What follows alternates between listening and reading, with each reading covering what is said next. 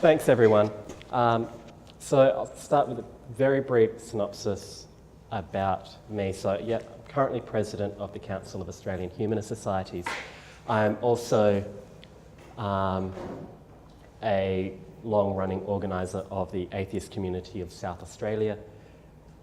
I'm a committee member of the Humanist Society of South Australia here. I'm a former president of Godless at Adelaide University.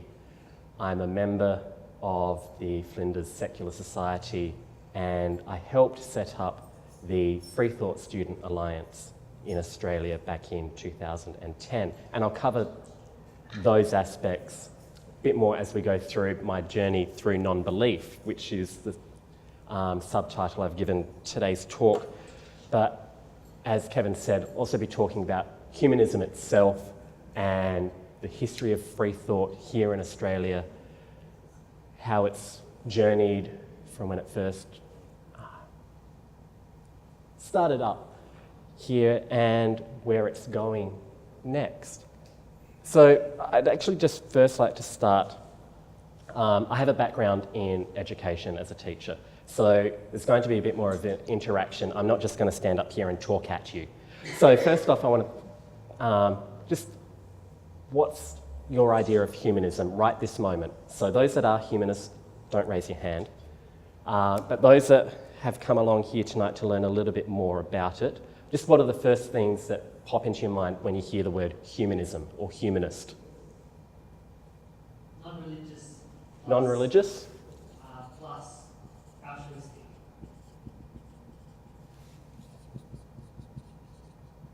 Altruistic? What else? Man is the centre of all things.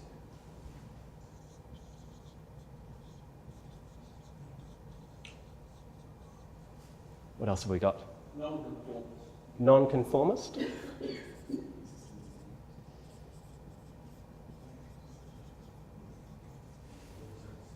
Create your own system of morality without reference to religion.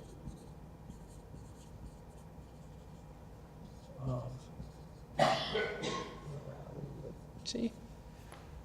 Humans are able to achieve utopia without by themselves. Utopian society or something like that. Utopia on our own? What else? Equality?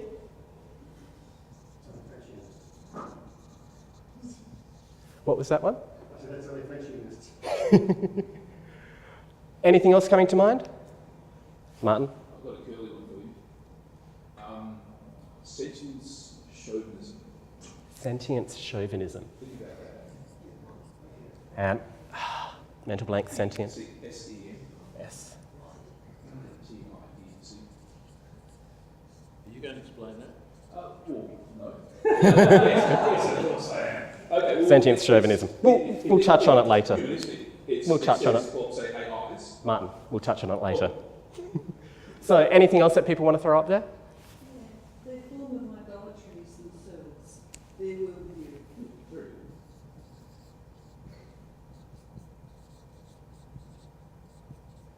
Self-idolatry. Anything else? It does sort of seem like we're going down one particular line of I'm just, whatever's coming to your mind. Just like focusing on what humans have in common. So you can be a humanist and an atheist, you can be a humanist and a Christian, you can be a humanist and a Buddhist. Yep. You know. So what do you want me? What do you want me to write up? My broader view of what it is. What do you want me to write up? It's focusing on what we have in common. But I mean, clearly I'm wrong, and it's sort of technical philosophy.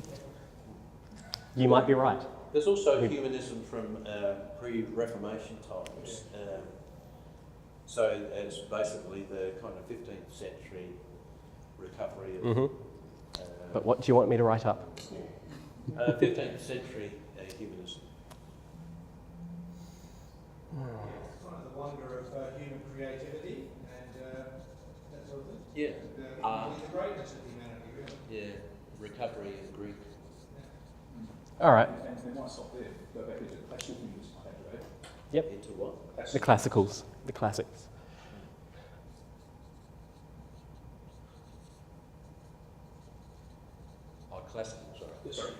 What's All right. an astral? All right.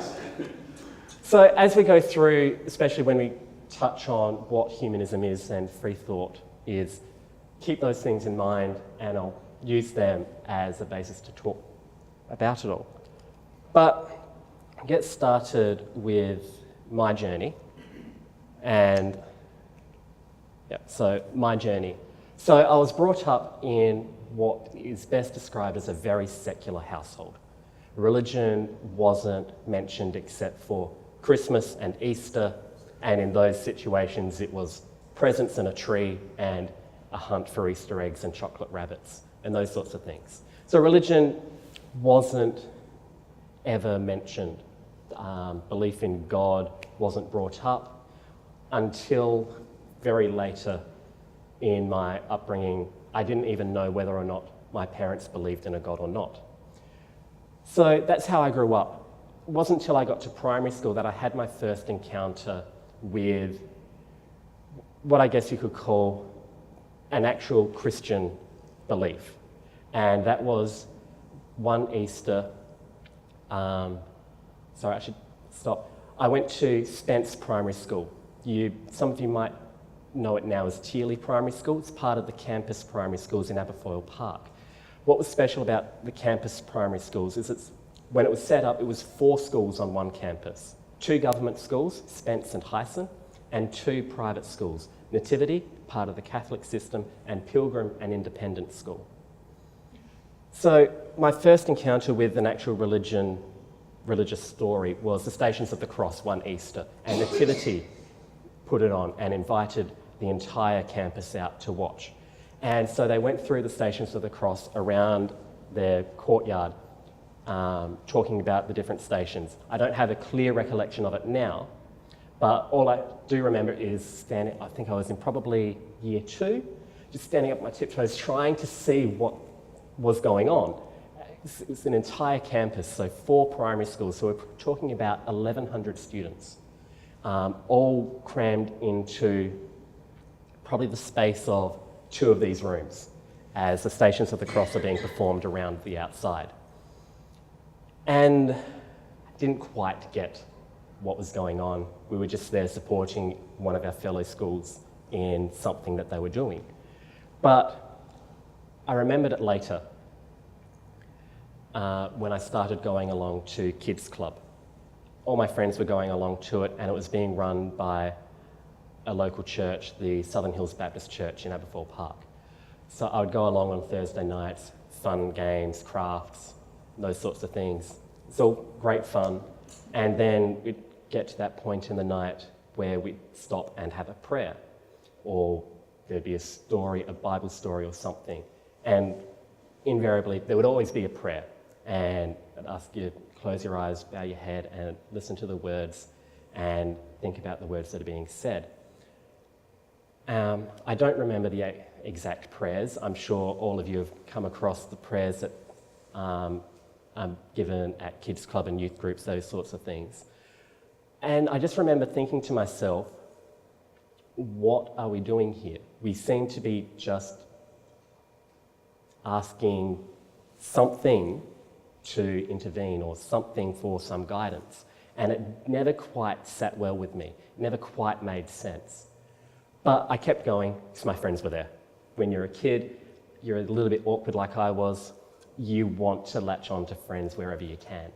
So I just went with it. Sometimes I bow my head, sometimes I just look around, wondering, what are you doing?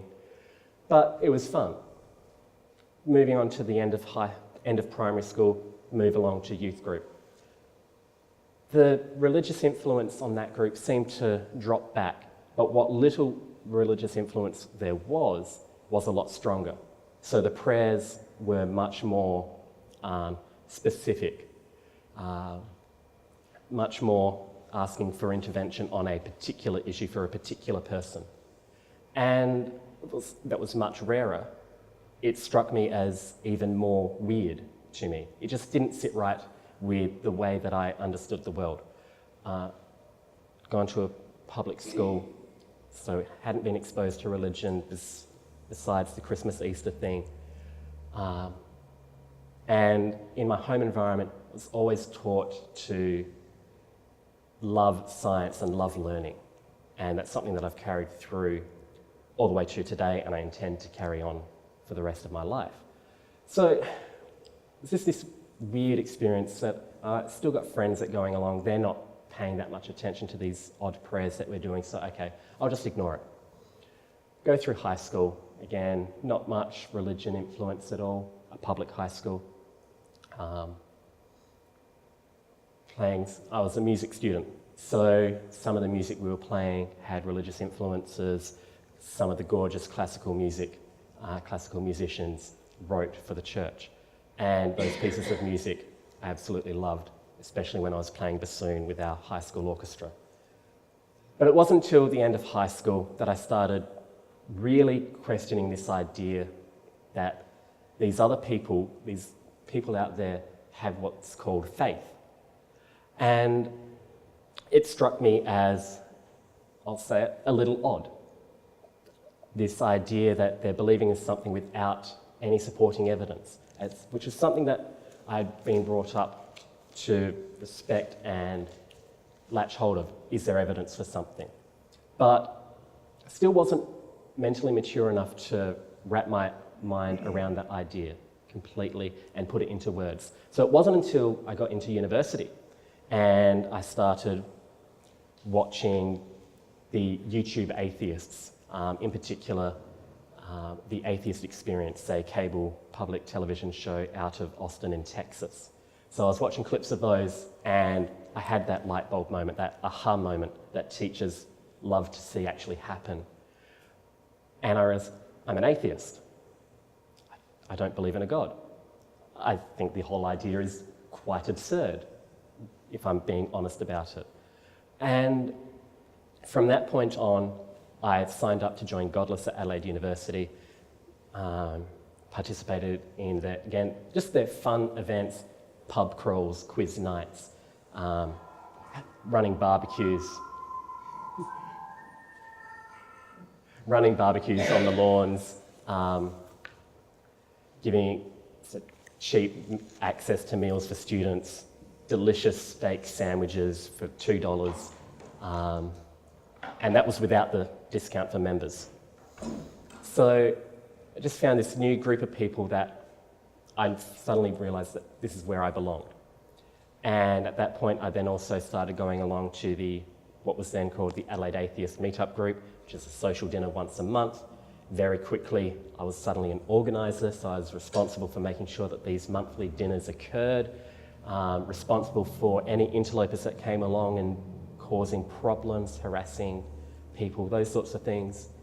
And going along, whilst this is all happening, the online atheist movement is progressing as well. I go over to Melbourne in 2010 for the Global Atheist Convention that was held there. At that point in time, I'm also president of Godless at Adelaide University. I'm linking up with Jason Ball in Melbourne, who you might recognise the name. He was recently the Greens candidate for the seat of Higgins in the last federal election. He's advocated against homophobia in AFL and sports, and he's been the main reason why later this month there's the Pride round in the AFL between St Kilda and, I can't recall the other one, I believe it's Essendon. I don't follow AFL that well. So it's all coalescing, and then some of you might be aware the online atheist movement seems to take a sudden divergent paths. One group sticks with the atheism, the other seems to become stridently anti-feminist and anti-social justice. And all of a sudden, I'm faced with this situation where the people that had brought me into calling myself an atheist were talking about things which, again, just made no sense to me. How could you argue against the core ideas behind feminism and social justice? It just did not make sense. And so at that point, I start looking elsewhere. I'd heard about humanism before, A couple of friends of mine were restarting the Humanist Society here in South Australia, pulled me along, and so I more or less fell into humanism as I was following my friendship group, which, if you think about it, so many people in the world around us, they just follow what their friends do. Sometimes it's for good, sometimes it's for bad. For me, from my perspective, it's led me to a good outcome, and it's continued to lead me to good outcomes. Other people it doesn't. So it's something that I'm very mindful of, just how lucky I've been growing up to unwittingly surround myself with good people. So that's my journey into humanism. And it, in some ways, mirrors the journey of non-belief and free thought in Australia, which starts, that should say the 1850s for the Victorian Gold Rush. So the free thought movement started up in its most modern form in the UK in the 1850s. So you're thinking Charles Darwin, those minds. And there's a name there, Bradlaugh, who set up the National Secular Society in the UK. And he was elected to the British Parliament in 1880. He wasn't allowed to take his seat in Parliament. He'd set up and was already the founder of the National Secular Society, so he was on record as an apostate, a non-believer. And you couldn't make an affirmation at that point in time. You had to swear an oath. And the Speaker of the House wouldn't allow him to swear an oath because it would hold no compelling nature to it because he doesn't believe in a God. So he wasn't allowed to take his seat. He was re-elected and not allowed to take his seat. He was re-elected a third time and still not allowed to take his seat. His constituency in Newcastle was re-electing their member even though he wasn't sitting in Parliament. So they knew why. So already there's this element that people are okay with their elected representatives not being of faith. It wasn't until a change in Speaker that they allowed him to take the oath, even though some were arguing that it holds no binding power over him because he doesn't actually believe it, and he was allowed to take his seat in Parliament. 2 years later, he successfully got through legislation to allow for affirmations to be made in all situations where an oath was required. So that was in 1888 that occurred. Not long after, he was brought out to Australia.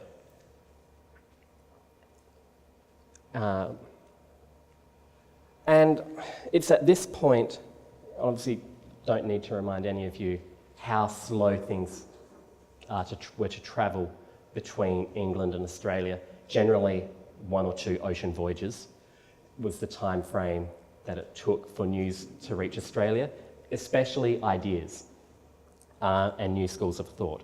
So Australia lagged behind England in this idea of free thought. But with the Victorian Gold Rush, we latched onto it with these new people coming over with these new ideas, and we grabbed onto it. So straight away, about 30 different groups were established, and these were all of a secular nature. So I've got the names up there. The earliest one was the Newcastle Secular Society in '62. Then we've got these free discussion groups, or free discussion societies, secular and free discussion society. Sorry, the spiritualist seems a little odd in there. And yet one of them called themselves the Secular Free Discussion and Spiritualist Society. So they were really experimenting with terms and ideas and what it meant to have a belief system, especially when it wasn't latched on to one of the main religions of the time. So there were those that latched onto the name spiritualist were probably those that didn't want to depart from religion entirely, because despite an entire constituency re-electing a non-believer multiple times, and with him not taking his seat in Parliament, it was still looked down upon to be a non-believer. Charles Darwin never self-identified as a non-believer, as a secularist during his working lifetime, certainly, because it was such a death knell to your career, to your position in society. So that's why they were using that term spiritualist. It's that softening the blow.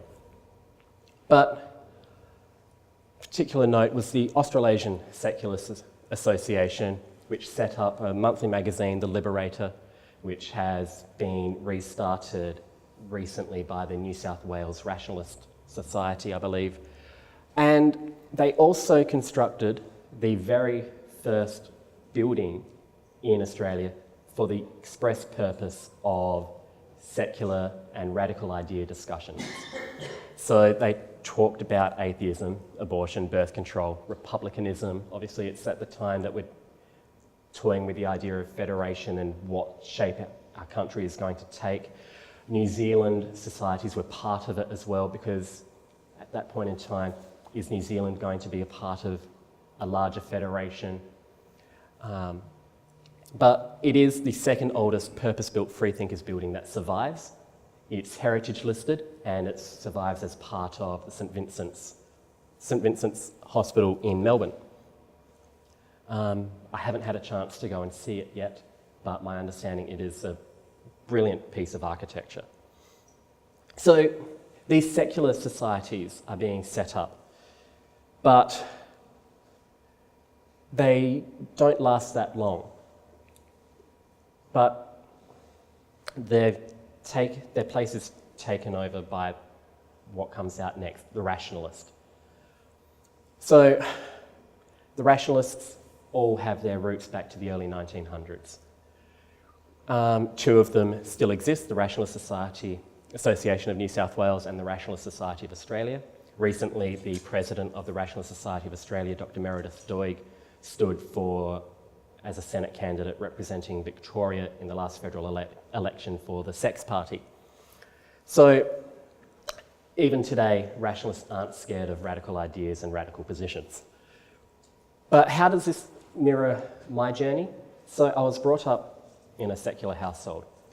Religion wasn't talked about, and so I sort of, through osmosis, came to the position and understanding that religion shouldn't influence the way other people act in society, particularly in the public sphere. And rationalism came out for my respect for science and learning. But again, that rationalist era doesn't last long. I mean, during that period of time, there were about 40-odd different societies that were set up, but only 2 of them remain.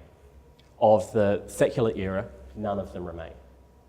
Some of them merged into rationalist societies, and through different mergings and internal absorptions, some of them can trace their roots very tenuously back, but they don't try to because the evidence really isn't there for them.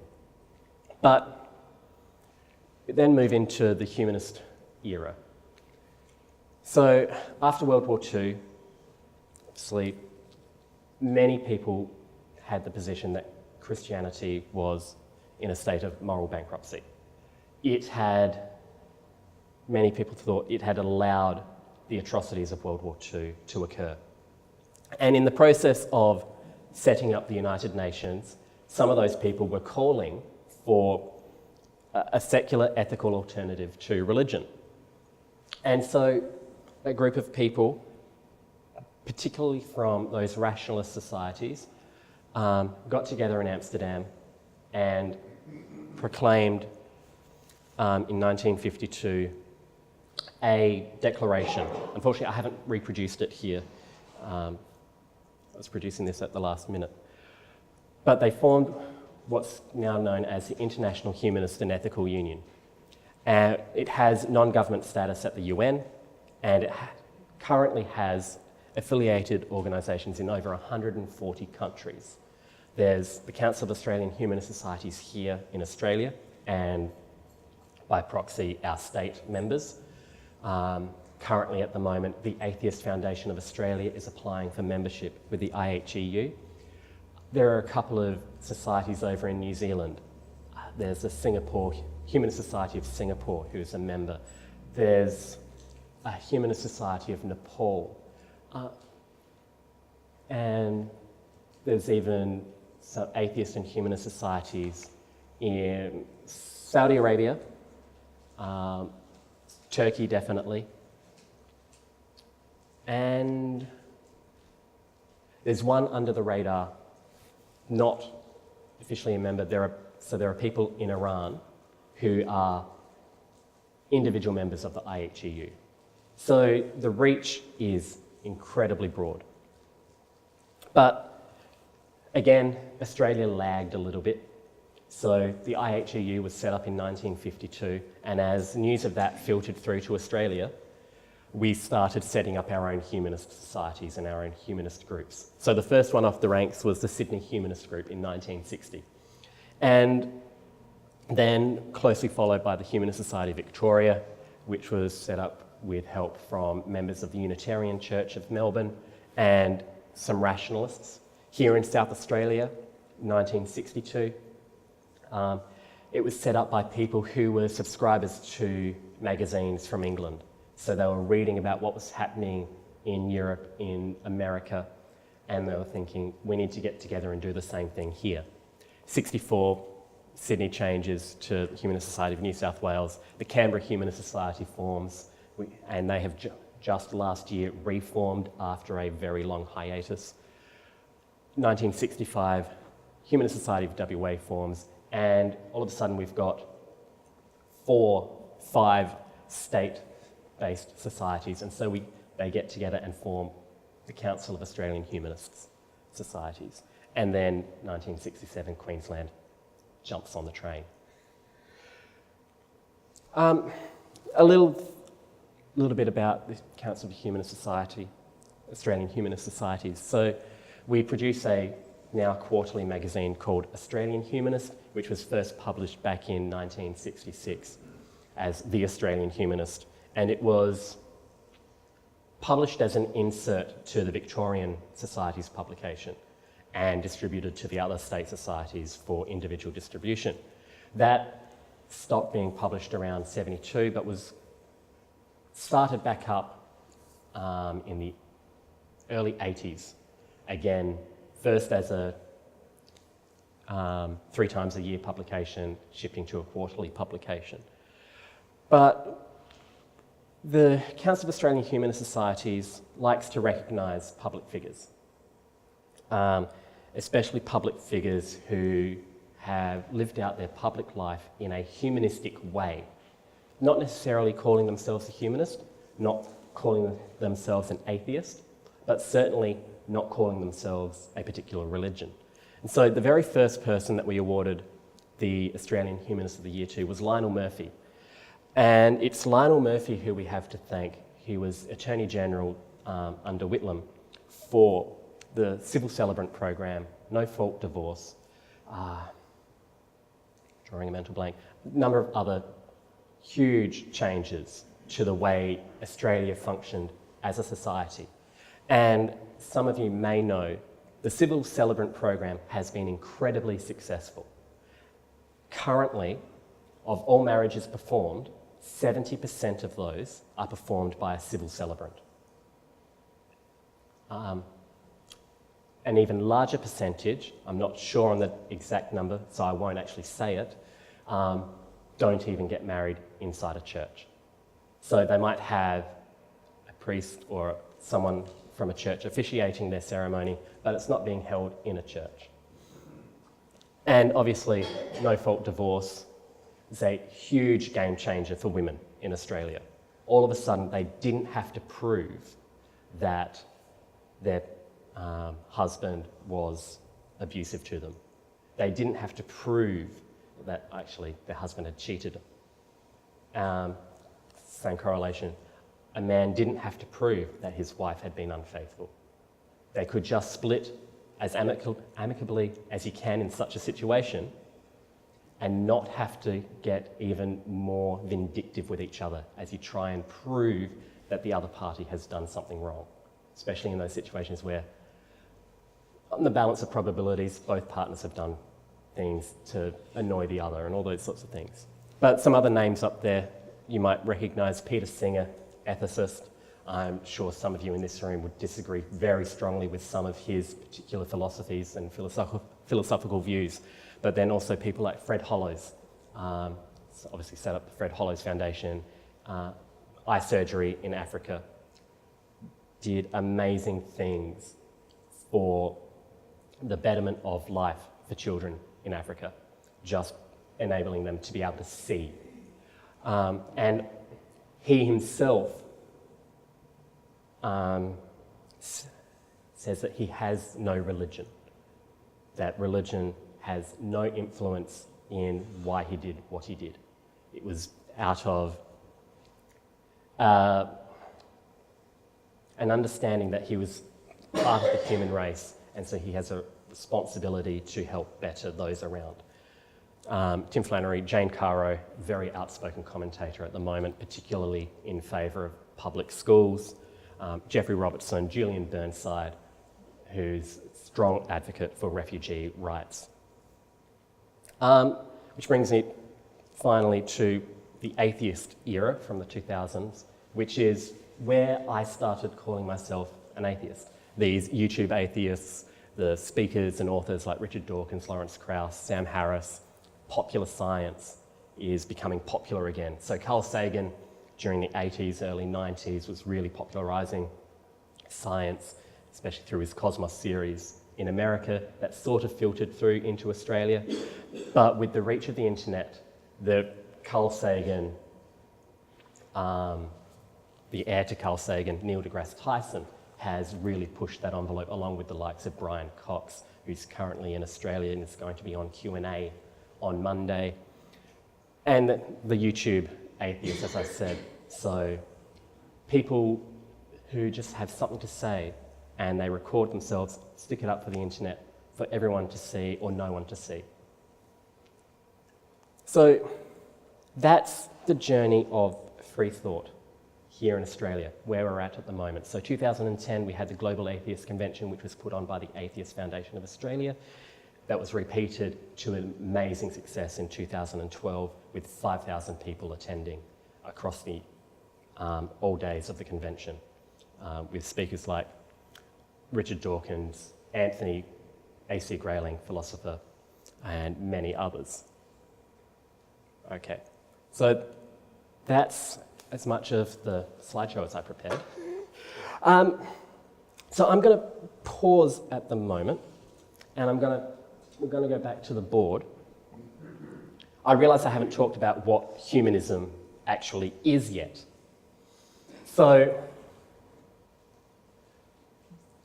what I'm going to get us to do is, with that brief history, I'm going to go through which one of those does match up with the history that we've done, which don't necessarily match up, just from your understanding at this point in time. There's no right or wrong answers. So, non-religious, is it filling the story?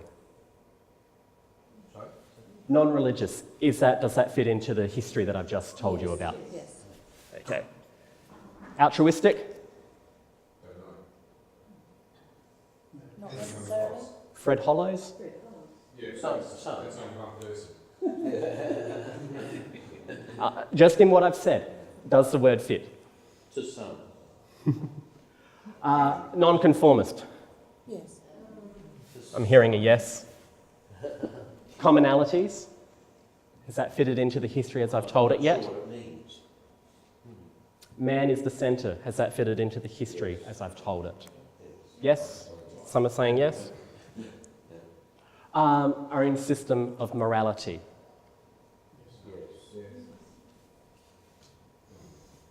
Equality? Yeah, I think so.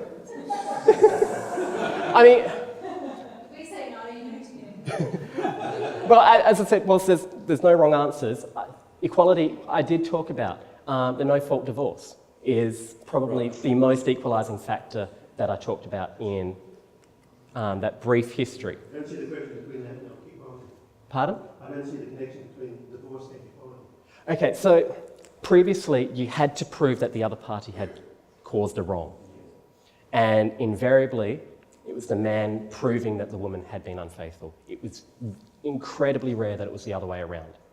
So bringing in no-fault divorce allowed women to divorce their husbands without having to go through that process. Without proving fault. No, you had to prove fault beforehand. Seems like a very distant connection, mate.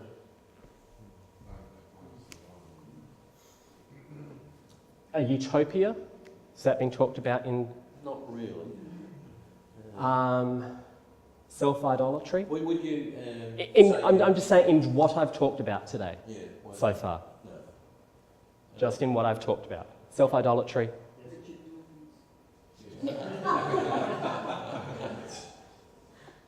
Classical humanism. No. No, I haven't touched on that. 15th century humanism. No. Sentient chauvinism. Have I touched on that, Martin? I don't think anyone's touched on that. And the utopia. Yeah, we've done that. So no. Okay.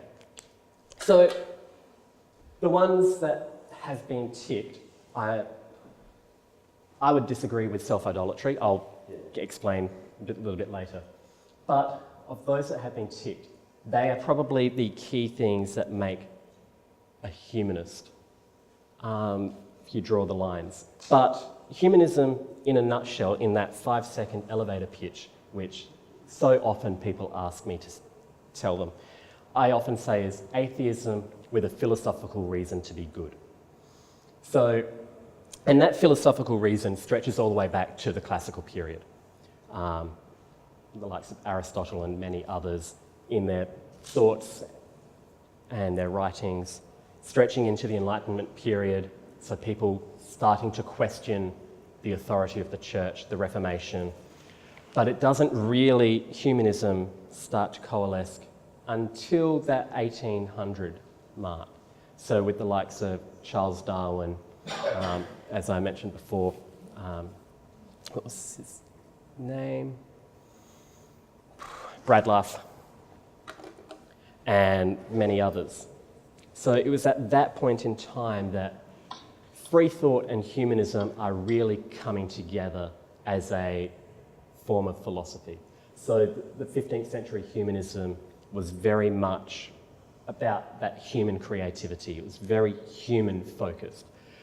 In the 1850s, it became more evidence focused, more science based, more of a naturalist approach.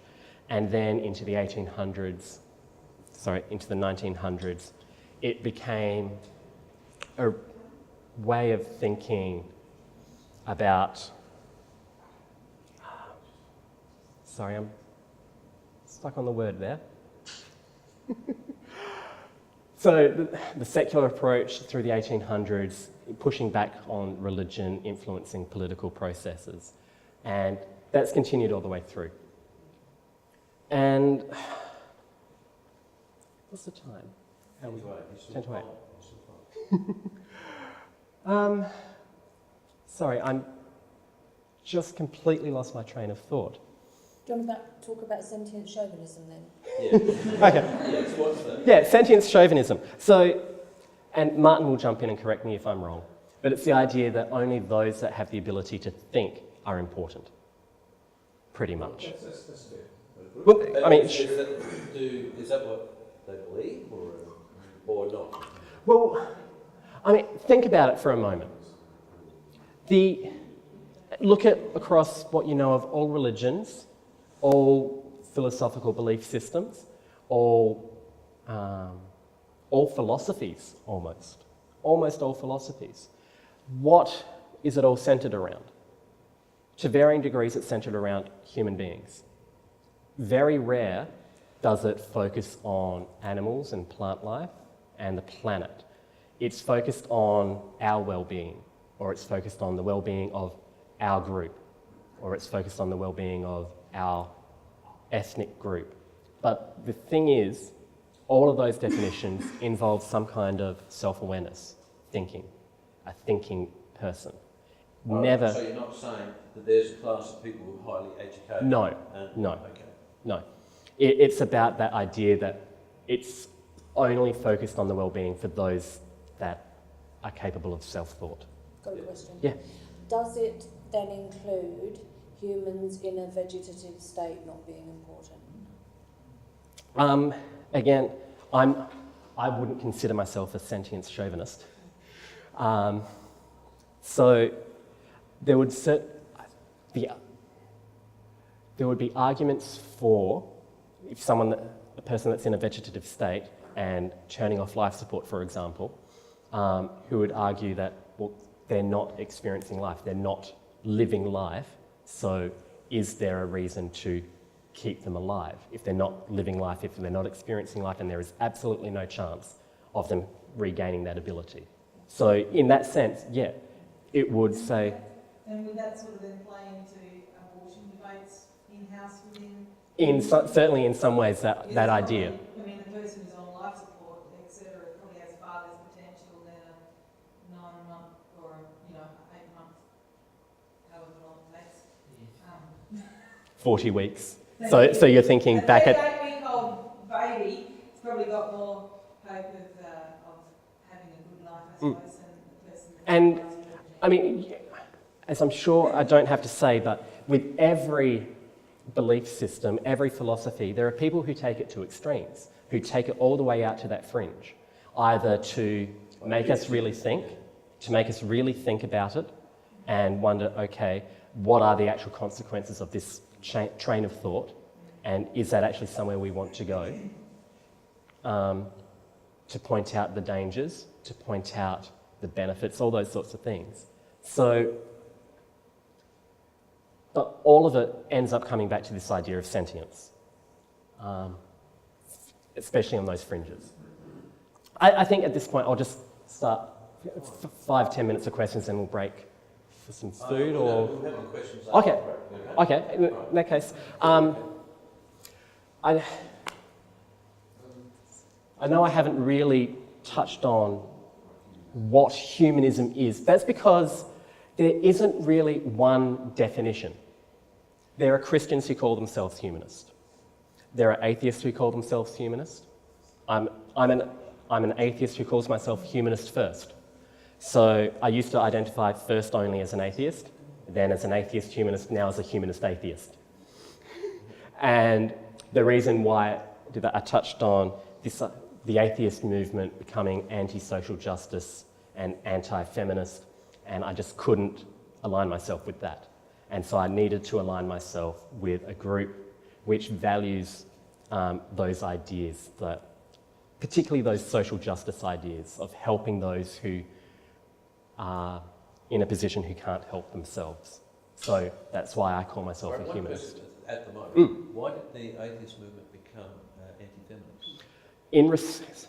So the atheist movement, there was a group who wanted to push for a greater social justice approach, who wanted to broaden what atheism could mean beyond just simple non-belief in a God. It's possibly just that people have gathered around. So there was this group that was focusing on, okay, look, atheism should mean more than just non-belief. We should focus on social justice stuff as well. And it was a reaction to that, saying, no, atheism should only be non-belief. And so anti-feminists and anti-social justice people, quite bigoted people, jumped onto the atheism is simply atheism bandwagon. So that's what. I think that's just about people organising. Oh yeah, That's like that happens. Speaks, right? Yeah, that happens everywhere. As soon as you collect around a name, people will start to argue about what the name is. Oh yeah, definitely. Right? Whether it's atheist, Christian, whatever. You know? Exactly. It's human nature. Or a church is development around the term atheism, intelligence there. Yes. So that idea of splits happens everywhere. As soon as you get more than two people together, you're going to have those splits. Those splits have happened in the very small active atheist community here in South Australia for very similar reasons to the atheist YouTube movements. We're all love and kisses. We get it. So I'll stop there. Thank you for your attention. I need some food in my stomach. I need a drink. But we'll go resume for as many questions as you've got. I'm happy to answer them. Okay, thank you very much for your talk. One of the privileges I get as being director is I get to ask the first question. So, what do you actually hope to achieve? Okay. What do I hope to achieve? A more just world for everyone that's living in it, no matter where they're currently situated, at the moment. That's what I want to achieve. If when I die, the world is just that little better off because of something I've done, I won't be proud when I die, but those few final moments I will be proud and pleased that I've actually been able to leave the world in a better place than it was when I was born. All right, I'll push myself beyond my limits. Why do you care? Why do I care? Because I've seen... Let's see, why do I care? You could certainly make the argument, if I'm not going to be around to enjoy the fruits of my labour, why should I care? But there's something intrinsic about humans. We're social creatures. So we are naturally drawn to look after those that we consider part of our group. So there's that biological drive for me. So the group that I identify with is now the human group, anyone that's a human being. So it doesn't matter if they live down the street or if they live across the other side of the world. I care about them. I'd like to think I care about them equally. That said, someone that I know, someone that I know, I do care about more than the person down the street who I've only seen once or twice as I've been walking to the bus, and compared to someone who I have not yet met. There are those limitations. But from a philosophical point of view, I think a good life has to start and end with enriching the people around you. And during that process, you enrich yourself. So you're saying that's part of our human makeup? Yeah, it is. It is. Because we're social creatures. If we weren't social creatures, we would not care about each other at all. We wouldn't survive if we didn't relate to other people, because we haven't got the fangs and claws and all that other animals have. We certainly wouldn't have infested the planet. Who couldn't care less, they cared, because the rest of the club wouldn't look after them. And so that's how we've developed it, through natural selection. Yeah. That said, there are evolutionary psychologists who propose that there is a evolutionary reason for psychopaths to exist and why they continue to crop up, why they haven't been removed from the gene pool of the human race yet. You did that a little bit further, because you said that, frame this correctly, you said that it was intrinsic to you, to us, to our species, right? But then, if it's just sort of intrinsic and it's evolved out of chance, etc., is it important?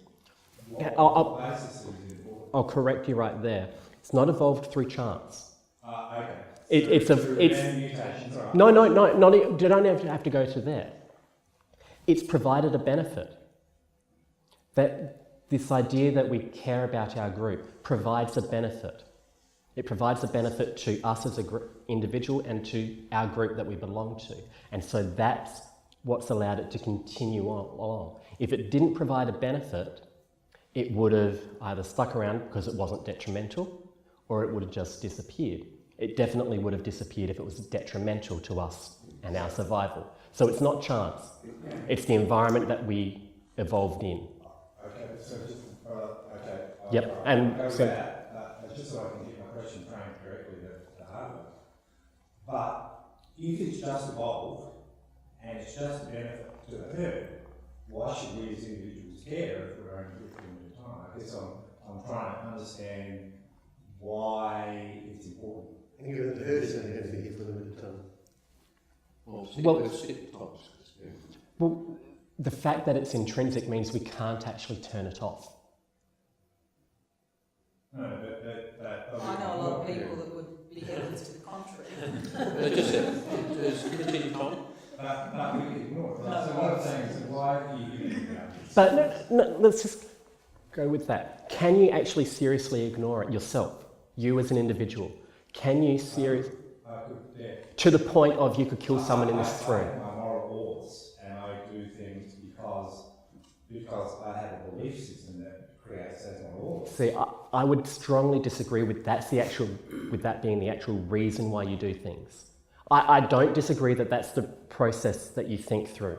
Are we going to get into free will? But just to the heart, I was really just trying to frame that, right? In terms of what's the value in terms of altruism, which you tick, for this thing that basically appears the way you're framing it as self-serving. Because it's good for the group, therefore it's good for me. That's not altruism, right? But altruism is you're giving something up for the betterment of someone else and it's a sacrifice for you. So that's our altruism. Yeah. And whilst it might be a sacrifice for you, and we get to talk about it in evolutionary terms, it benefits the group. It doesn't benefit you that your brother's child goes on to live, but you die yourself. But your genes are part of that and it's continuing on through. So that's altruism in its purest and simplest form from an evolutionary perspective. Well, Plato's called the selfish gene. To a degree. Is altruism. No, Yeah. to a degree. But the thing is, because that's evolved, it has a whole lot of more ramifications on us as a society, as a social group. So just because... Can I just say, you just said evolved. I thought you said it's not evolved. No, Said not chance. not chance. Yeah. Ah. So yeah, it's not evolved through chance, it's evolved through the environment that we're in. When you were saying about, it's intrinsic to us that we want to do good and protect each other and stuff, I see a fair bit of that happening amongst some people most of the time. But if you want to look at the way the world actually works and the amount of cruelty that goes on, that can actually sound like a reasonably naive statement. Because the inhumanity of man to man is well known to people from all faiths and non-faiths.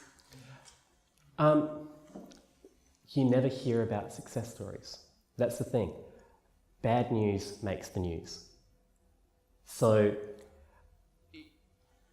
we see both. Oh yeah, and I would definitely strongly argue that humanity and treating other people humanely and with compassion occurs a lot more than you think it actually does. But because we only see the bad things and we only remember the bad things, that we build up that idea that, okay, the world is getting worse. Like, but the prevailing myth in the community, in society at the moment, is that we're living in the worst time ever. Every single generation thinks that the youth of today are morally degenerate and they're ruining the world. I'm not saying that. No, I'm not. I know you're not saying that, but it's this idea, it's common throughout every single generation that this is the worst time to be alive, crime is on the rise, murder is on the rise, all of these things are on the rise. But when you actually look at the statistics, look at the facts, we're living in the most peaceful time ever. And this is including going back to when we were small tribes on the African savannah. This is the most peaceful time to be alive and to be a human being. So, and that can only have come about because we've got this intrinsic nature to care about other people. And the group that we identify with is ever widening. Originally, it was just our tribe. Then it was our tribe and our allied tribes. And then it was our local groups that we trade with. Then it's a nation, it's gotten larger. Probably one of the good things, but it's also a bad thing for broadening the group that we belong to has been religion, because religion has crossed those racial boundaries, the colour boundary, the class boundary. But it's put up a barrier between religions. So you want to be careful not to do that within your own humanism. And maybe that's where you have a sort of atheism, because if the atheism is saying, oh, you can't be an humanist club because you believe in God, then not only have you got denominations, but you've got walls. Yes, I'd like to challenge the statement that we live in the most peaceful time ever. I think we live in the delusional sense, particularly in Australia, that it's peaceful times, because a lot of what we think is directly controlled by the media. Since September the 11th, there have been more than 19,000 jihadist plots and attacks in the world. In fact, what is happening is it's a relentless and a brutal attack of radical Islam against particularly secular Western society. So I don't think we're living in the most peaceful time at all. You can think that, the facts don't bear it out. I'm sorry. I agree with I'm a Christian, but I totally disagree with what you said. Because when you look back of the brutality in the Bible, it was pretty awful times. You know, whole cities were just put to the sword, women, children, and if you happened to be there, that was it, mate. You know, you were gone. When Constantinople was sacked by the Christians, okay, nobody was scared. You know? So if you were there at that time, you would have thought that you're in the end times.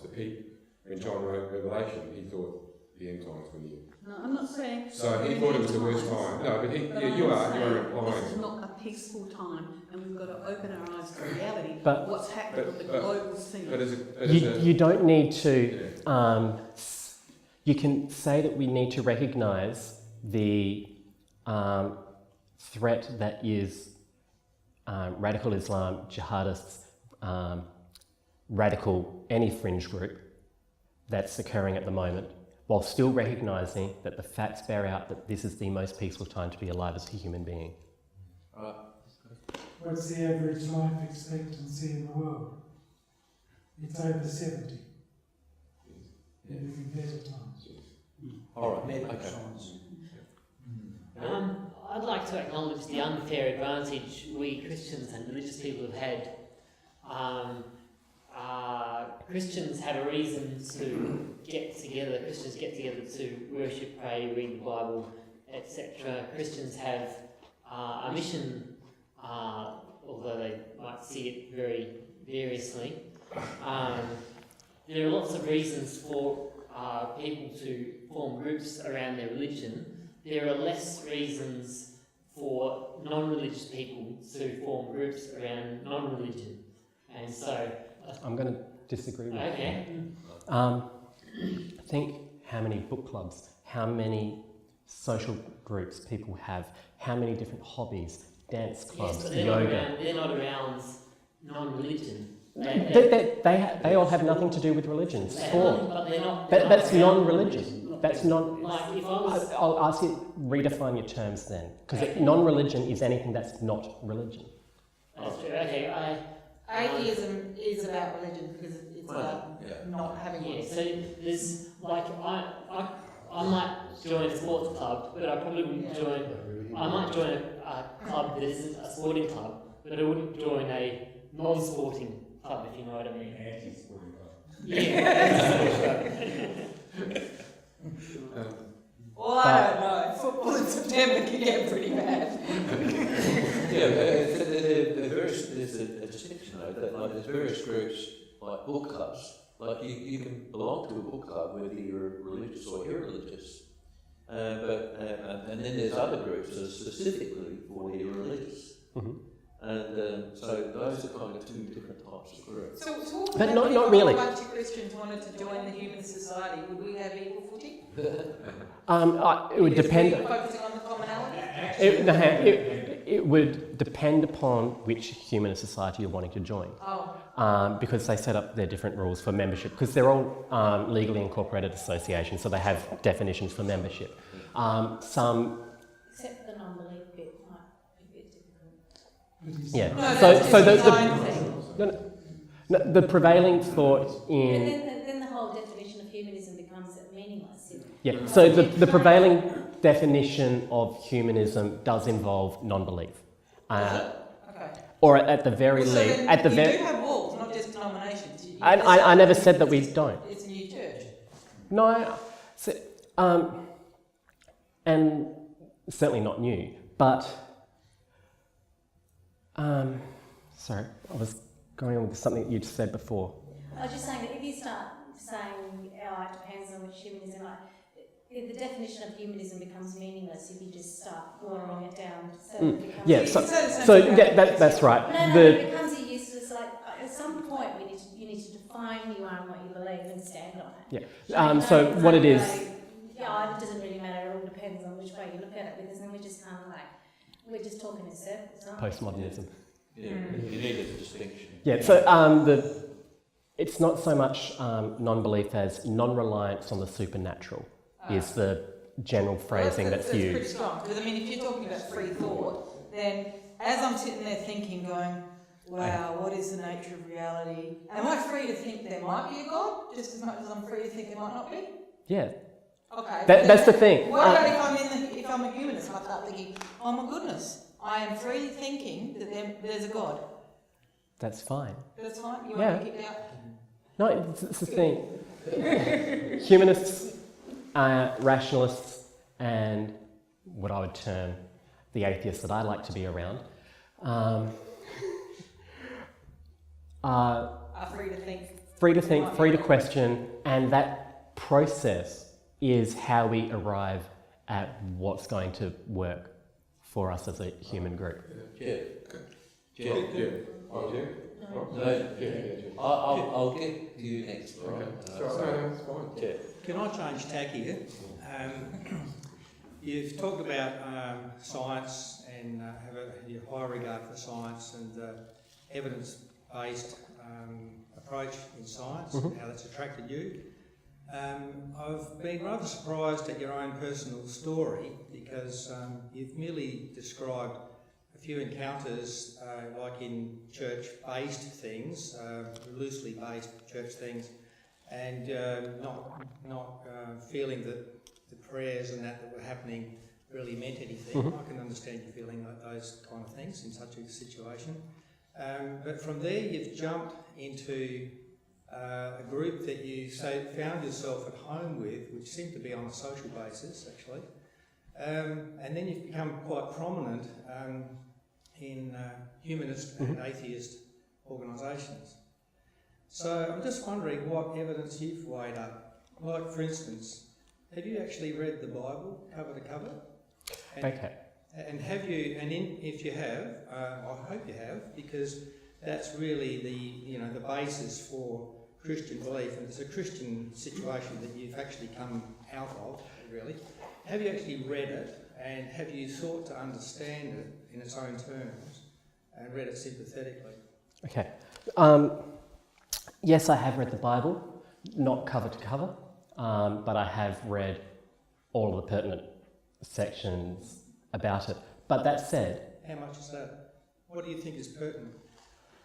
I can't. I'm hopeless. Yeah, no, what do you actually think is pertinent? There's 66 books in the Bible. So But let me continue on though. If I had never read the Bible, I would still hold the position I have today. And what the Bible says, what the Quran says, what the Vedas say, what the Book of Mormon says, all of those things, doesn't matter. why doesn't it matter? Because so my journey through science, I've come to respect science and the value of evidence and reproducibility. So what the Bible says, sorry, I'm just trying to work out the best way to phrase this.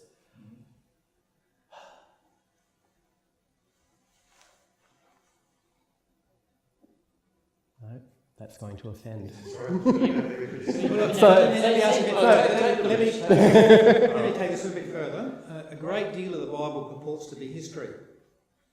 So do you believe that the characters that are described in the Bible are actually historic characters, and that the things that it says they did, that they actually did? The places they lived in, they actually lived in. Some of them, yes. I mean, I defer to those that are much more qualified on that.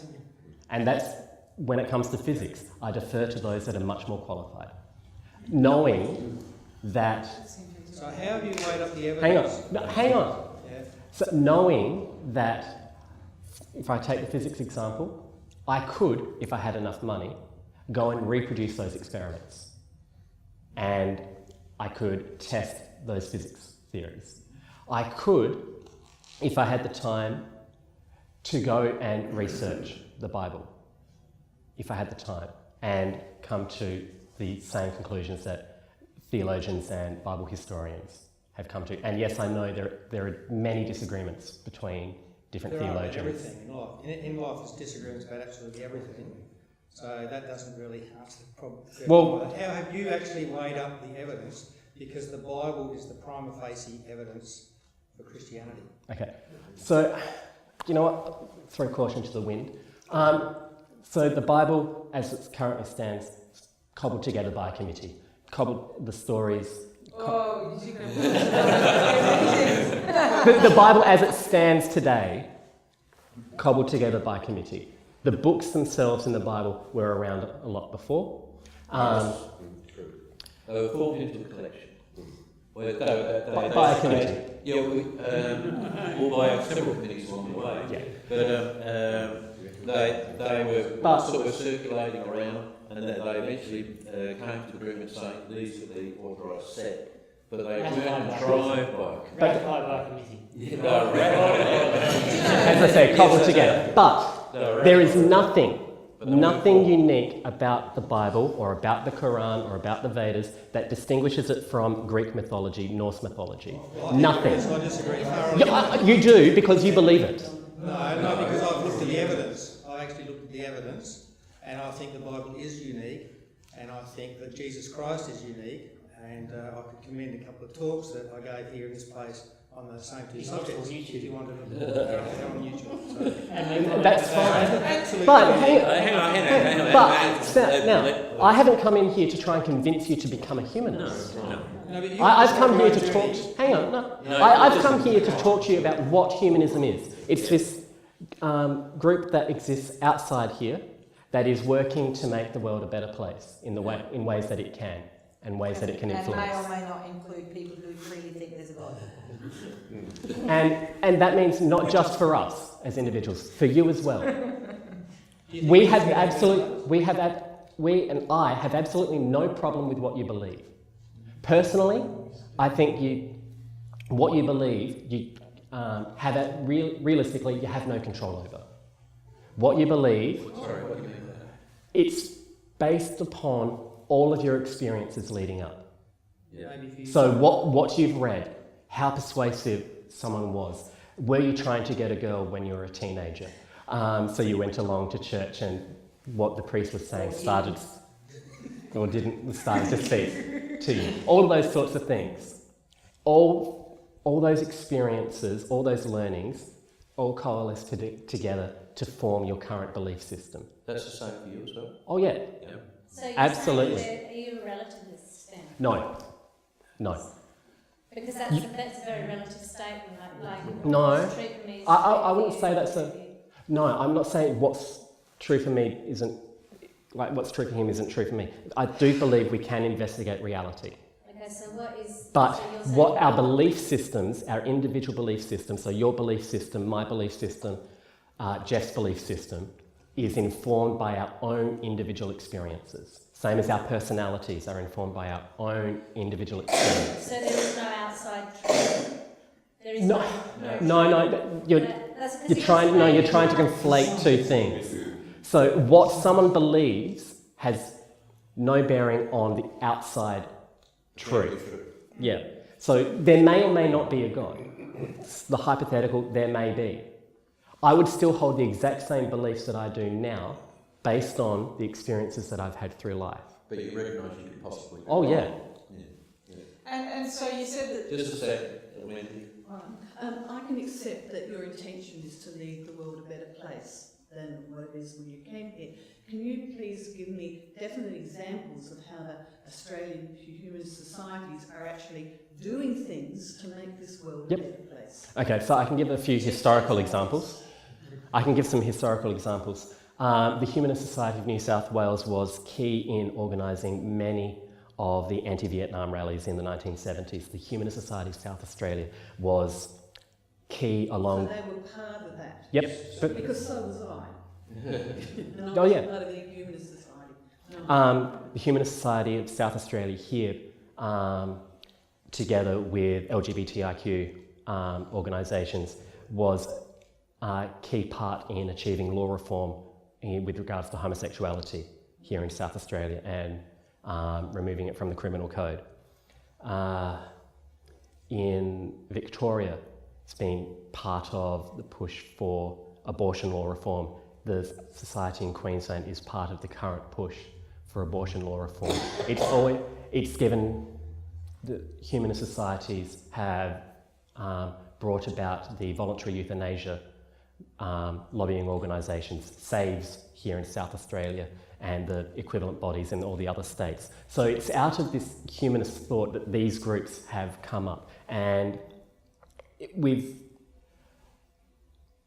humanists don't do a good job of selling humanism, but they do a good job of helping change occur. So when you say that you've been part of the change to abortion laws, does that mean increasing the access to abortion? Increasing the right for a woman to choose for herself. So I would say that a lot of the things you've been involved in are actually part, rather than promoting human life, you've been actually promoting a culture of death through abortion and euthanasia. You're fine to think that. Sorry? You're fine to think that. So you're just but promoting them as good, but they're not actually good at all. Sorry, say that again? You're increasing the ability for people to have abortions. You're just saying that's something good and that your society has worked towards that. Can you prove that that's good? Because in correspondence with enabling a woman to choose for herself what's right for her, we also obviously advocate extensive sex education. So a woman doesn't have to be in that situation where she has to go through that decision process of whether or not to keep How good a is fetus. abortion for the unborn child? We could go there if you want. Oh, I do want to go there. But, you know, thousands, millions of babies are aborted. What's the right of those? Okay, let's get some facts first. More are spontaneously aborted by presumably your God, if that's what we go. Abortion is something completely different. But presumably by your God if we go there. Yeah, people differ over what they think is good, don't they? Yes. Yeah, but like you mentioned abortion and also republicanism. Yep. It was part of that radical ideas that were going around at the time. Are these positions kind of part and parcel of the of humanism, that you are pro-abortion and pro-Republicanism. No, they're I know not. you're pro-pass. But, No, they're not.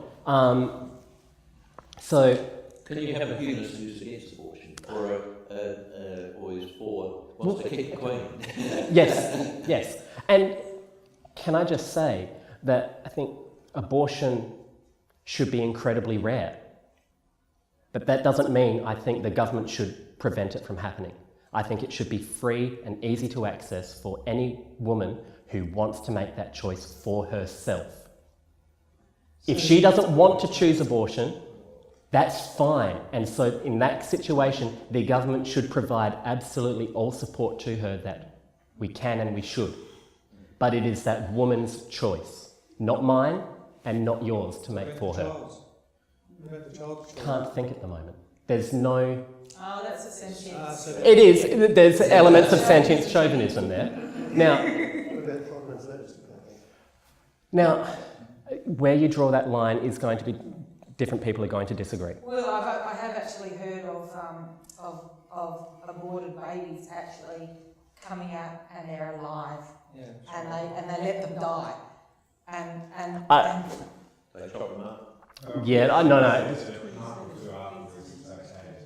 Infanticide the next thing. well, I mean, there's been times when that has been acceptable. I mean, societies and cultures have thought, well, it is okay to expose Even in babies. the old Bible, babies dying out in the desert. But Mark. I was just thinking, why draw the line at birth? Why shouldn't a mother be able to kill her kid afterwards? Okay, I'll give you my reasoning behind it. It's down to bodily autonomy.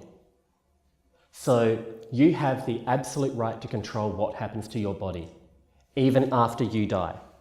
You do not have to, if you choose not to, your organs cannot be donated to anyone without your express permission. Still not finished. Sure, So whilst you can't also be hooked up to someone to provide life support for them against your will. So why should a mother, or an expectant mother, someone who is currently pregnant, be made against their will to carry another life, to provide that life support system? It's her body. It's her decision what she does with it. She can wrestle with the moral questions, whether or not she's going to feel guilty afterwards or not. It is her choice, and that's the position that I advocate. Michael. Well, I guess sort of on topic, or slightly off topic. This is, I guess, defining what you mean by good. Because I think that's... Because you said that humanism was atheism with a philosophical reason to be good. Mm-hmm. Yeah, interesting. So what is the humanistic definition of good? It's going to vary between different people because there is no single school of thought. There's no single school of dogma or anything like that. Generally, you're going to hear it summed up in one shape or form or another to a utilitarian type of point of view tempered by compassion. And that's something that you'll find in a lot of humanist thought. It's tempered by compassion. So utilitarianism, I'm sure a number of you are aware, it's the greatest good for the greatest number in a simplistic nutshell. The trolley problem, you've got 2 tracks, you can divert the train, it's going to kill 5 people if you do nothing. If you divert it, it's only going to kill 1 person. What do you do? That's the classic utilitarian problem. But humanism tempers that where it can with compassion. So that would be my view of what's good. So it's that greatest good as we can determine it at the moment, whilst doing it in a good way, so the ends doesn't justify the means. So a classic example is that the government is doing at the moment. We've deterred people smugglers from bringing people here to Australia, so therefore our torture and detention of refugees on offshore detention camps is just. I completely and utterly disagree with that. And that's what it is about that, tempering it with compassion. So humanism would say that the nature of mankind is good? Yeah. Essentially? Yes. If it wasn't, we wouldn't be here today. I promise you That's all right. You Well, I was going to take a slightly different tack. I was going to say, I'm a Christian, a liberal Christian, and I actually do believe a woman should have the right to choose whether she has an abortion.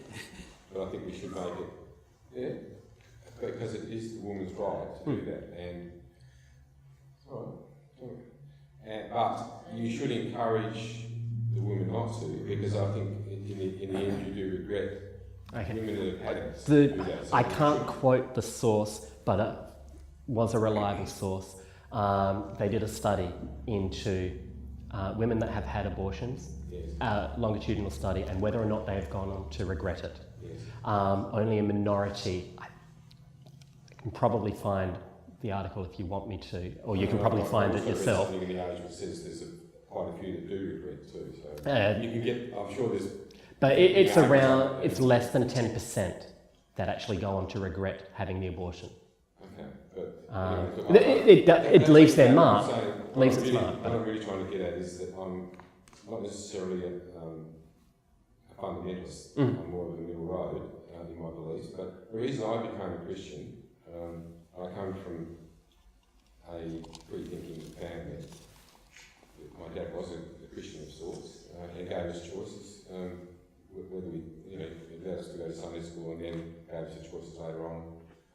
But I became a Christian because Christianity, I think, is the reason that our society is fair and even right now. The fundamental things for me were love your God with all your heart and love your neighbour as yourself, and all the Gospels say that. And he gives examples of how hard it is to turn the other cheek, etc., etc. So that part of it is why I really am a Christian. Whether I make it heaven or not doesn't matter so much. As you're getting closer, it does sort of matter.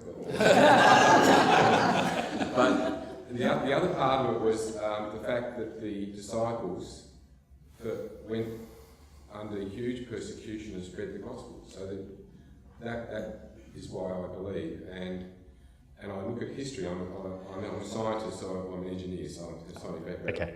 But I'm historically driven, and I saw that it was the teach. If I went back to that, I think that's what the fundamental Christians, the guys that went out and converted, taught, rather than getting involved in a Bible that was cobbled together, as you say, 300 years later, or put together. So the fundamental ideas were that fairness, and I think that's what has permeated our system. Okay, that fairness, that treating the person as equal, and okay, the churches have failed, people have failed. That's part of how we're made, but that's the fundamental I believe. And I think the humanists are actually struggling to find a foundation as good as that. Because as you say, all law stems from that. Now that means to me that maybe we shouldn't be persecuting homosexuals or making it illegal. Because treat your neighbour as yourself. And if my neighbour happens to be homosexual and we started sending him to jail because of what he's doing, then I think that's unfair. And I don't think Jesus would say that. So our history is made up of us correcting all the wrongs along the way, and the fundamental driver of that is, I believe, that Christian idea of your neighbour as yourself. See, I would disagree. I would say that it's certainly influenced. It's not been the prime influence. It's not been the prime influence in my understanding. There's been a number of influences, and often, whilst the people that have caused those influences have been Christian themselves, the arguments haven't necessarily come directly from Christianity. I'm trying to think the name. Sorry, I can't remember. Australia, but we'll go to Australia. So Australian society has a lot to thank Jeremy Bentham for. Who's heard of Jeremy Bentham? Yeah, that's utilitarian. Yeah, Jeremy Bentham is utilitarian, and that is predominantly what Australia is founded around, Australian society. Jeremy Bentham's philosophies permeate the thought processes of Australia's founding fathers. So Australian society isn't a predominantly Christian society. It's a predominantly... That's a big call. I think that's a huge call to make, and we haven't got time to go into that. That's a massive call. I strongly recommend look up the influence of Bentham on Australia's founding fathers. Look up the influence of Jesus. I mean, you know, like I just think that's a huge call to say that, because you're more or less inferring that it's not Christianity, it's not this what you were saying about Jesus teaching love your neighbour as yourself. It goes back to Jeremy Bentham, you know, who was living within a predominantly Christian society anyway, and standing on the shoulders of Christian morals and values, and then contributing his own stuff. But a lot of the stuff that's already been established has been established through the works and the belief of Jesus. Anyway. But then Christianity doesn't have a monopoly on morality either. No. But so that's there not what he was saying. I actually disagree, and that's where I do disagree with you. I think the other religions don't have that fundamental, I guess, relationship with Jesus and God that the others do. Brian. Another bit what Michael was asking before, your quote that humanism is atheism with a philosophical reason to be good. What exactly is this philosophical reason? What is the solid foundation you've got to build on? That's a good question, because I was going to ask. I was going to read it. So, what is the philosophical reason for being good? It's a huge school of, many schools of philosophy. Obviously, it stretches all the way back to Greek philosophical thought and the warring ideas there. I read some of their stuff. They didn't think much of women. No, but those germinating ideas were all the way back there. So it's that, the fact that humanism doesn't restrict itself to one particular school of thought is its strength. We can draw upon all schools of philosophy. Go, okay, this person got something right. We can see it being practiced in society, in the world around us, and it actually causing a good that all result. sounds very wishy-washy. Is there a solid foundation, an absolute on which you can build everything else? It's, for the philosophical basis. Yeah. Well, that. Or is it all relative that you can get something here, something there, what I like, what you like? Well, it's not what I like, what you like. It's what works. What's proven that that's test? Not a philosophical reason, right? No, it is. That's pragmatic. It's what works for who. You know, the Koch brothers are doing pretty well right at the moment, but that means that doesn't actually help the bottom 90% of the people who are sharing 10% of the wealth from the US, for instance. And how it works, we know that. That was my question, is that you talk about, you were talking before about the rights and women's rights and different people's rights. What do you do when one human group's rights infringe on another, like the euthanasia rights? I do know that the disabled society are very nervous about that because they see that as a thin edge of the wedge to saying that there is such a thing as a life that's not worth living. And that, you know, euthanasia, you know, I mean, obviously you can draw the dots with that. When do you know? That's the thing that I find. Okay. That's sort of. I can speak. How is that going to work? Because I think eventually you'll just go down that road, and then someone else will bring up their rights, and so then you change to their. And I just don't think that there's actually any. Going back to Brian's point, what do you stand for, or do you just continually change? There's nothing wrong with change. Yeah, that's the thing. But to go back to what you said, where would I draw that line? Yeah, I know, but no. On conflicting rights. If you don't actually define what it is you're standing, it's very easy to say, "Oh, we haven't got Christians because we're solid. We know we're saying what we stand for. We believe Jesus. We stand there, so it's easy to see what we stand." But so far, you've not defined what you stand on, and so it's just shifting the whole time, and I don't know what you believe. How can I identify with what you believe if you won't define it? Because I have a very bad memory for names and that sort of thing. But so I can talk about my own personal position on that conflicting rights. It's where if what you're wanting to do is causing harm to someone else, you don't get to do it. And what that definition of harm... and that definition of someone else? A fetus. Well, those definitions, they're grey areas. I readily accept that. There's very little in life that is completely and utterly black and white. And sorry? But that's the thing. There is nothing in this world that is completely black and white.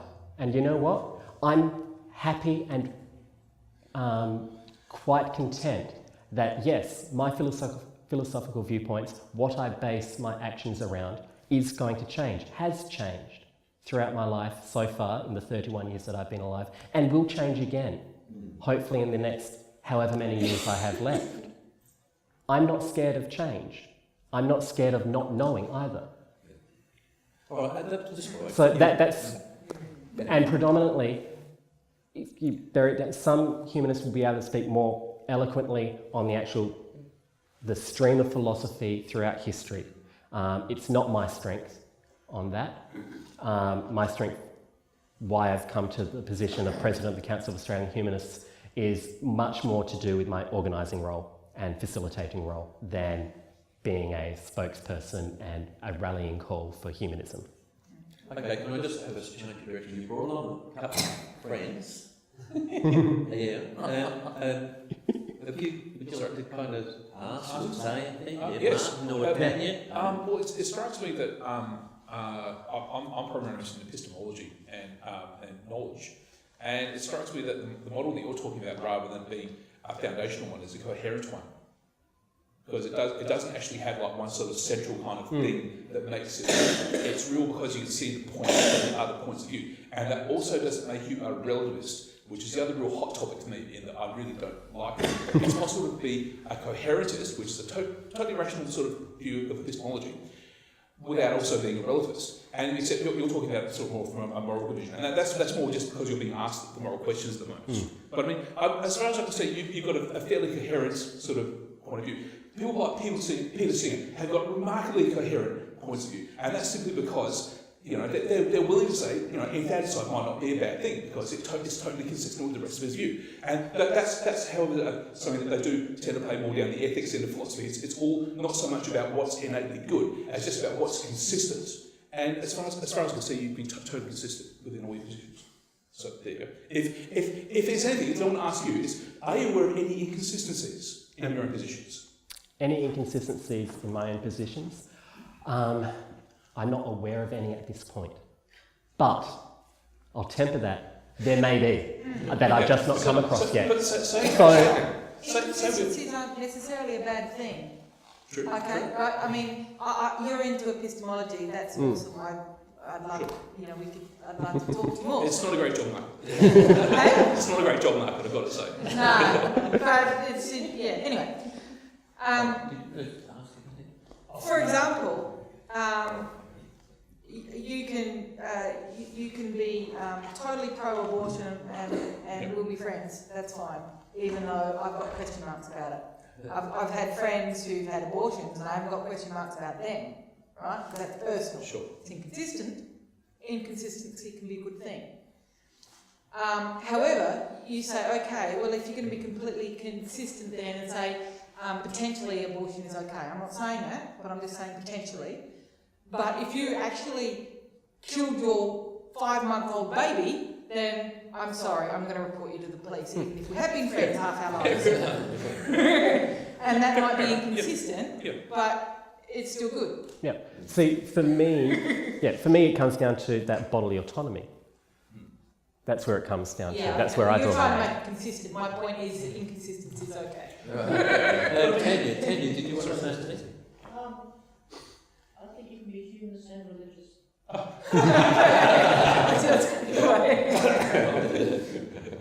What side of humanism are you talking about there?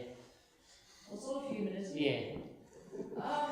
The one where you care about what other people, their conditions, wanting to look after them, you know. Yeah, well, that covers a lot of religious people then. But also going back to the common thread through humanist organisations at the moment is the non-reliance on the supernatural. I think it's perfectly reasonable to believe in a deity and still not rely on the supernatural. You're probably more a deist than a theist at that point, but you still believe that there's a God. When you bring those beliefs in, you can go home and pray, presumably. I mean, this group here makes a point of not, you know, expecting anything supernatural, right? And we don't pray and stuff like that. That doesn't mean there aren't a good proportion of us here who actually believe in the supernatural. It's just it's not part of this group. Tom? I guess that brings up the four big things. Can you just talk briefly about origins? Origins? Origins? Which aspect? To you, as a humanist, you know. What do you mean by origins? Yeah. Purpose, morality, and destiny. How do you put those four things into your life? Origins? What do you mean by origins? Yeah. Origins, like... Are you trying to get me... Not the heretic from the early Christian. I'm just trying to get you to like, all of us have to ask the four existential, four existential... Well, where did I come from? Is that what you mean by where did we come from? Yeah, I mean, do you believe in the multiverse? Because, I mean, is the universe... See, I'm comfortable saying I don't know. Okay, that's right, alright. That said, on the balance of probabilities, yeah. We can't yet know what's outside of the observable universe yet. Okay, that's it. So, purpose? Purpose? What's your purpose in life? Well, I opened the Q&A up at the start.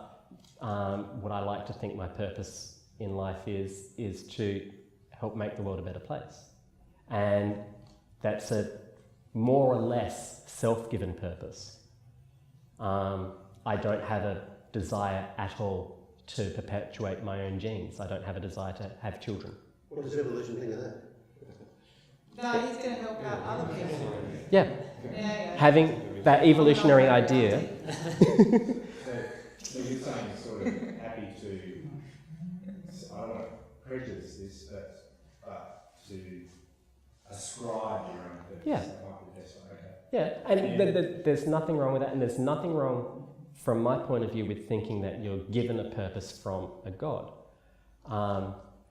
That said, if you think that purpose that you've been given by God because he's been whispering in your ear is to go out and kill 50 people, I'm going to have a strong disagreement there, as I'm sure all of you here would too. But... we touched on the next one, which is morality, and it seems like autonomy is sort of worked into your morality. What about destiny? You just have to die wrong. Yeah. We've got no evidence to the contrary. And most importantly, what do you hope for? Is that what you hope for?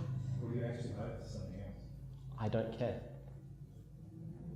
That's my honest answer. I don't care what happens to me after I die. If I go on and have another life, if I go on and if there is a creator and I meet the creator, I'll have some interesting conversations with them.